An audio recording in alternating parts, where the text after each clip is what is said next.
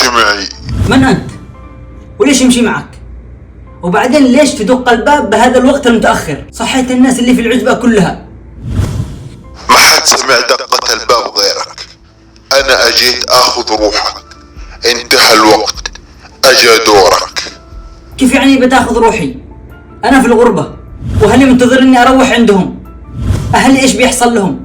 وأولادي وزوجتي وشغلي ومستقبلي وأحلامي، وعندي مشاريع كثيرة أبغى أحققها. هيا انتهى وقتك. طيب لو سمحت بكلم أهلي كلمتين بس. ما في وقت، انتهى وقتك. طيب بس بصلي ركعتين بس. فات الأوان، كان لازم تستفيد من وقتك ومن كل لحظة كانت معك.